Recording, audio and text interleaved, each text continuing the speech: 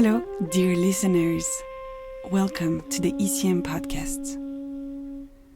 I'm Caroline Fontagneux, and I'm very happy to host this series that will take you behind the scenes of new music on ECM records. In this 7th episode, I'm meeting saxophone player, bandleader, composer, and educator Mark Turner. We discussed over Zoom about his new quartet album called Return from the Stars, recorded with Jason Palmer, Joe Martin, and Jonathan Pinson in New York. Mark talks about his fascination for sci-fi novels, the titles of his compositions, and his work with Manfred Eicher, who produced the album. First of all, I wanted to know about the novel by Stanislaw Lem that gave its title to the album and inspired Mark Turner. It's about a cosmonaut who, with his comrade, goes out into space I think it's one of the first planetary expeditions. And he goes out for 10 years. For him, it's 10 years. And because of relativity, for everyone left on Earth, it's over 100 years, about 120 years has passed. So when he comes back, everyone he knows is dead, and civilization and his culture has completely changed. And so he's coming back. It's basically space travel is like time travel immediately. So he comes back and he's just trying to figure out, it's about his experience trying to navigate a new world. It'd be like if you were teleported 120 years from now, or if you were from, if you were your age now in 1900 and all of a sudden you came into 2022. Just imagine how different it would be. People speak differently, technology's different, everything's different. You wouldn't understand anything, hardly, right? Society's different, you'd be freaked out. So that's him. He's like, he comes back, whoa, what is this? And society's changed, and it's changed of course for him, like anyone you imagine, not for the better.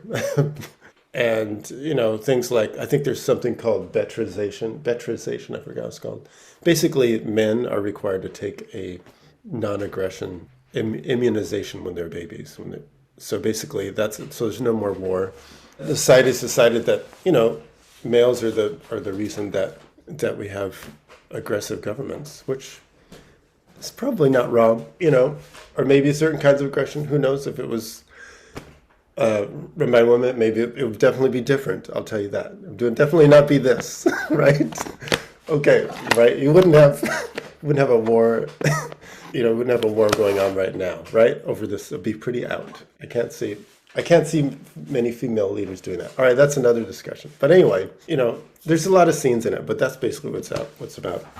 For example, he dates this one lady and she finds out he hasn't been immunized, and she freaks out because she's like, whoa, it's like for her, it's like meeting someone who's a possible murderer, rapist, in a way. But, everyone's immunized, so the other thing about it is it also takes away adventure. There's no more space travel. Space travel stops, among other things. In some ways, society is, there's no more frontier nature in humanity is gone because there's no more curiosity to the extent of surmounting fear or something like that. So society becomes listless. It just becomes very stable. So it's a totally different world. He can't. He's living in a better world.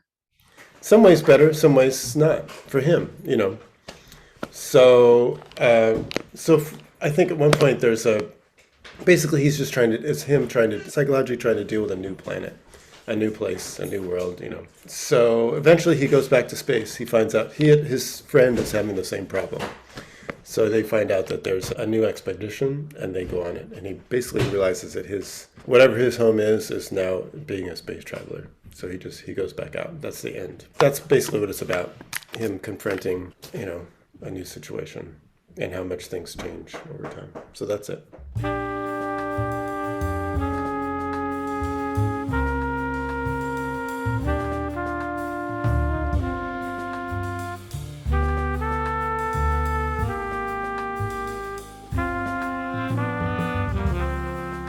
You read it while composing, before composing, after? That was a long time ago.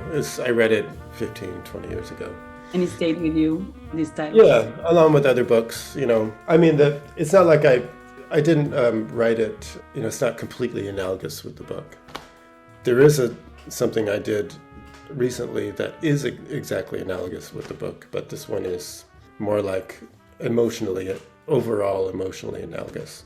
And like I would say, like much music without words is basically abstract, meaning the meanings for the songs are realized sometimes, at least I'll say for myself, are realized after you've written the music. You write the music, of course, we're all human. There is obviously some kind of emotional, mental content.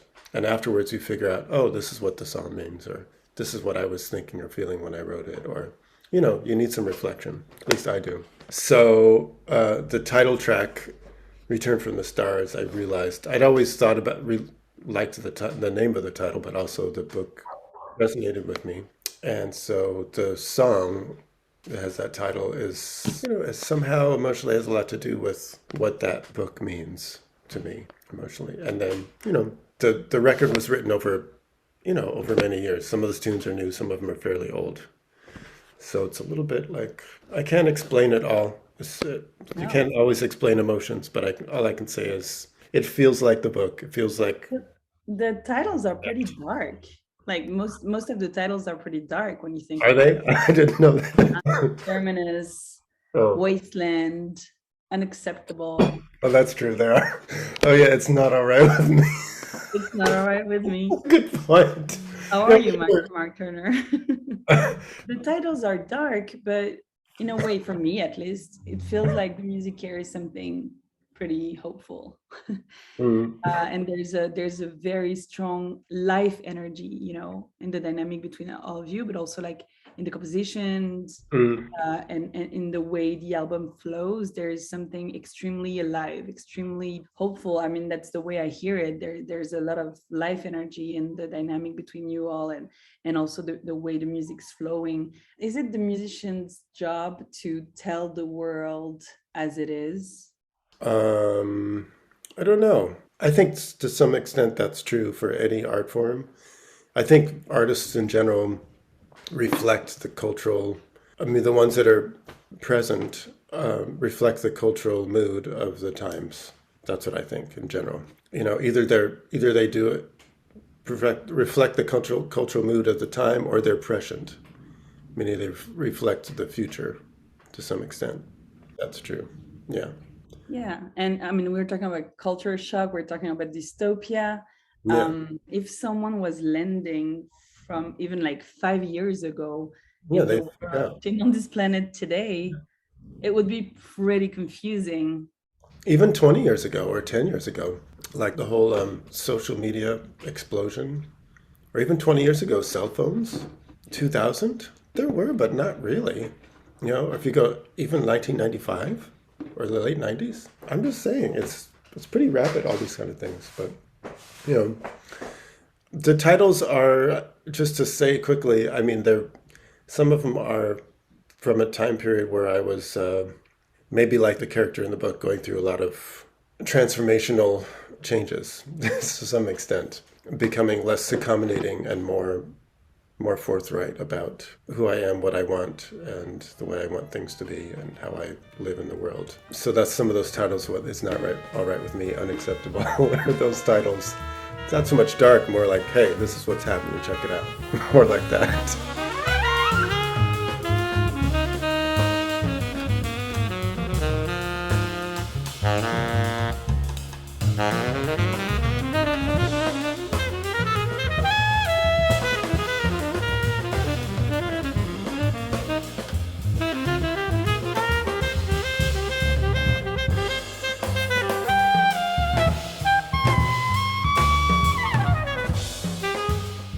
Can you tell me about the band? I mean, first, the process of creation. You were saying that you don't like to say a lot about the music before getting into the studio, and let your bandmates take their space, take their place in the band, within the music.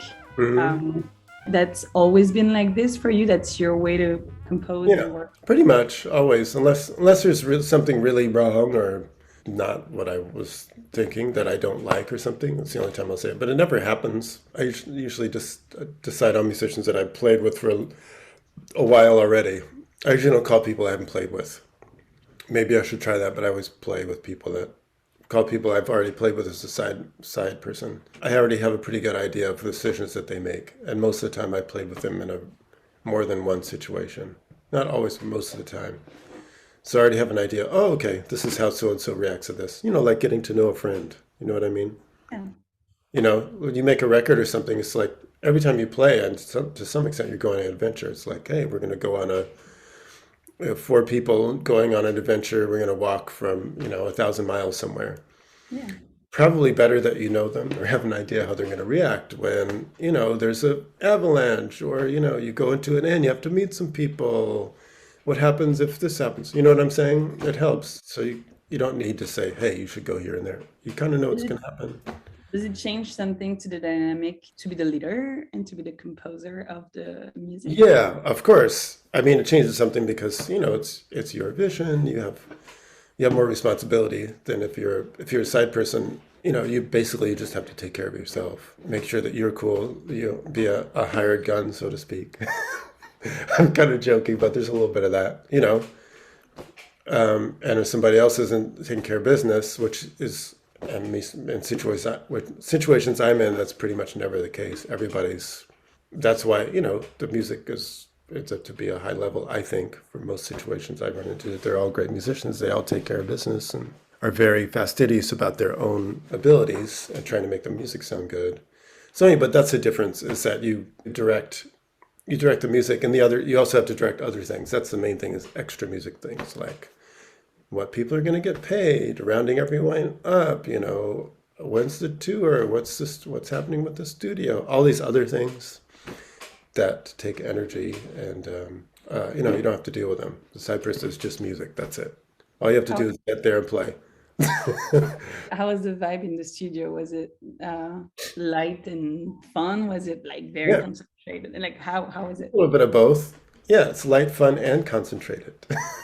Okay, that's a good recipe. It was more relaxed in that sense. We played the music. All we had to do was just play. We didn't have to, there's a lot of dates. Not always, but often dates there's a rehearsal or two, in recent times, last 30 years. And then, then there's a studio recording. And then the music develops after the recording. This music had already developed over a few years already. Some of the tunes were newer or whatever, maybe a year old. Yeah, we'd already spun our wheels quite a bit already. So then I think that's what happened with that record.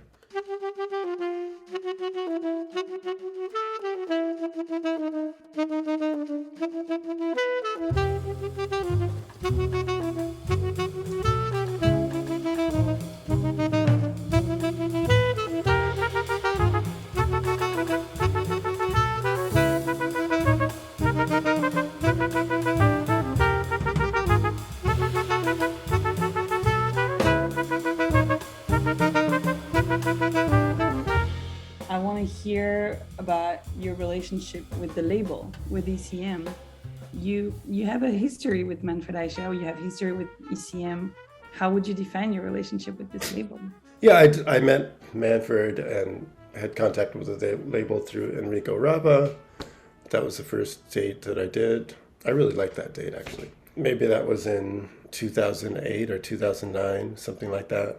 Maybe the record was done we did it in 2000, maybe spring of 2008, something like that. And that's when I, confronted, or whatever, Manfred Eicher, the icon that he is. And, I don't know what to say about my relationship with them as maybe one thing to say would be like, a relationship with them is kind of like having a relationship with an older musician. There's like, okay, for me, playing with Paul Motion, okay, and he was on that date, or playing with Tom Harrell a lot, or Billy Hart, or other people.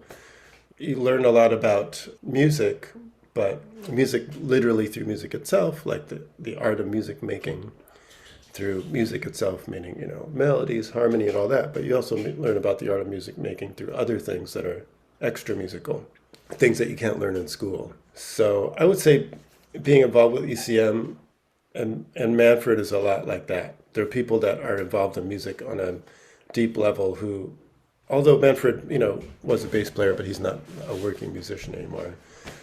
There's a lot you can learn from people who are deep music lovers who make, or aficionados who make music, involved in music in another way, and you can learn a lot from them, So I would say my relationship with ECM has been, it's been a learning experience, learning how he, for example, deals in the studio, what he has to say about music, what he has to say about the session and how it's going, the flow of the music. He's really, really excellent at that. The flow of the music, the way, especially in the session itself, especially that particular one with Enrico Rava, he took a lot of initiative in that one to suggest how it should go, how the tune should go. Some sessions, not much at all. In the mixing process, the order of the tunes is really important.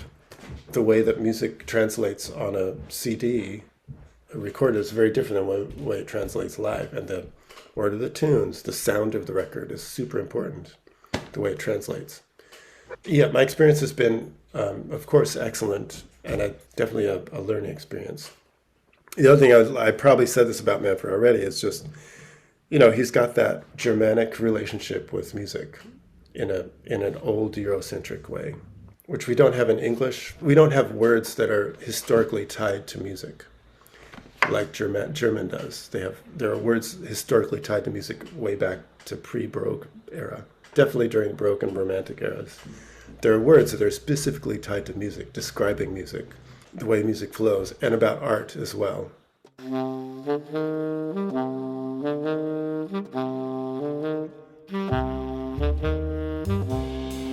How would you like the listener to feel after they heard your music and this specific album? Well, that's complicated. I don't know what to say about that.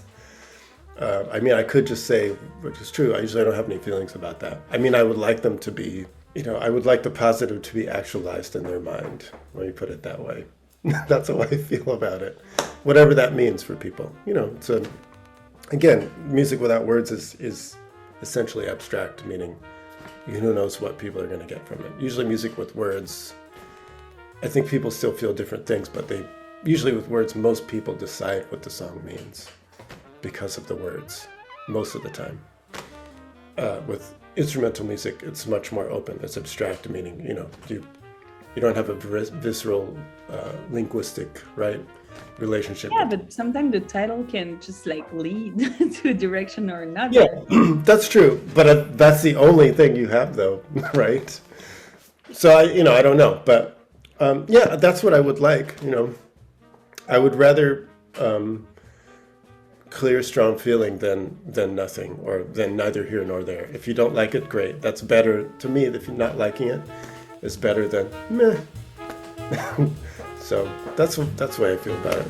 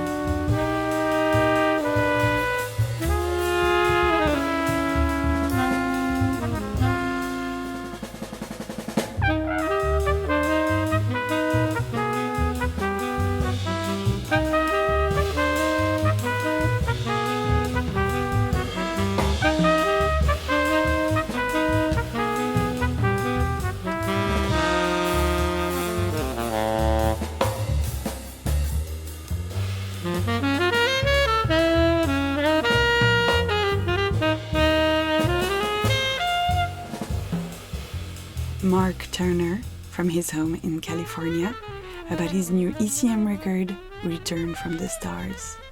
Thank you for joining, choosing, and listening to our ECM podcast. I'm Caroline Fontanier, and I look forward to sharing more music with you in the next episode.